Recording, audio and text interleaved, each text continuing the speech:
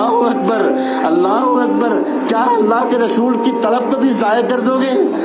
کیا ان کے سامنے اپنے آپ کو اس طرح رسوا کرو گے؟ کیا حضور پاک صلی اللہ علیہ وسلم اس عالم میں ایسی فکر کیے ہوئے ہیں اور ایسی نگرانی فرما رہے ہیں؟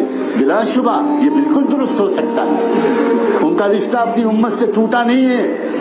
اے لوگوں، اللہ سے بھی معافی مانگو اور اللہ سے کہو کہ اپنے محبوب تک ہمارا پیغام پہنچا دیں. ہم شرمندہ ہیں اور اللہ اب آپ ان سے کہہ دیجئے کہ ہمیں معاف کر دیں اور ہمارا ان تک پیغام پہنچا دیجئے. ہم ان سے وعدہ کرنا چاہتے ہیں اب ہم ان کی شریعت پر چلیں گے، ان کی سنت پر چلیں گے، نماز کی پابندی کریں گے، زکوٰۃ ایک ایک پیسے کا حساب کر کے نکالیں گے.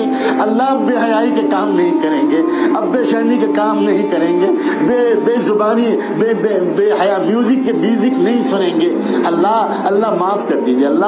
اللہ آپ اتنے پیارے، آپ ہماری اتنے گناہوں کے باوجود اتنی نرمی کر رہے ہیں ہمارے ساتھ، اور کوئی ہمارے لیے سفارش کر رہا ہے. اتنا مہربان رب اور اتنا پیار کرنے والا رسول اور وہ ایسی ناقدری امت. اللہ ہم شرمندہ ہیں، ہم شرمندہ ہیں. اللہ آپ ایک نظر ڈالیے اس مجمع پر، سب رو رہے ہیں. اللہ سب شرمندہ ہیں، سب کا سر جھکے ہوئے ہیں.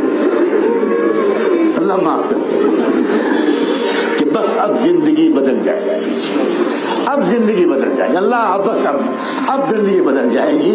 اب مسجدوں میں صرف بوڑھے فجر کی نماز میں نظر نہیں آئیں گے، اب مسجدیں نوجوانوں سے بھری ہوئی نظر آئیں گے. اب نوجوانوں طے کر لو کہ اپنے ماں باپ کا دل نہیں دکھاؤ.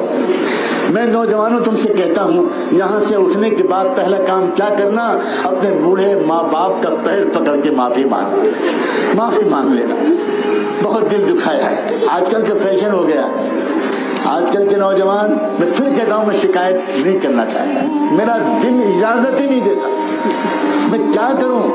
ہو سکتا ہے اس کو لوگ جانبداری کہیں، محبت میں غلو کہیں، ہو سکتا ہے، میں اعتراف کرنے کو تیار ہوں.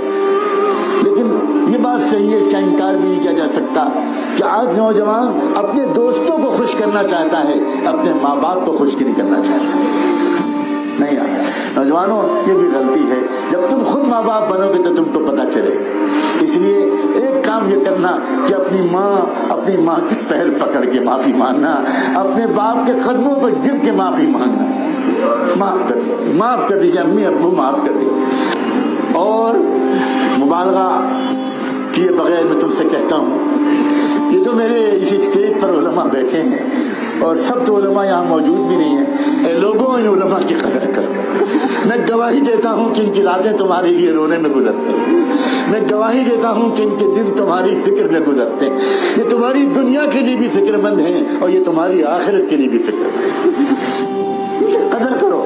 اور کہاں سے لاؤ گے تم اولیاء اللہ اور صحابہ کو؟ جو ہیں ان کی قدر کرو، دوستی کرو، قریب ہو، ان کے ہاتھ پیر بن جاؤ، ان کے دست و بازو بن جاؤ. اور میں کسی ایک دو عالم کی جوڑنے کے لیے نہیں آیا ہوں، میں پوری امت کو جوڑنے کے لیے آیا ہوں. سب میرے ہیں، سب میرے ہیں. تم کو جو عالم اچھا لگے، تم کو جو اللہ والا اچھا لگے، تم کو جو مفتی اچھا لگے، تم اس کی قدر کرو، اس کے ساتھ بیٹھ کر دین سیکھو. ایک ہو جاؤ اور نیک ہو جاؤ، ایک ہو جاؤ اور نیک ہو جاؤ، نیک ہو جاؤ اور ایک ہو جاؤ.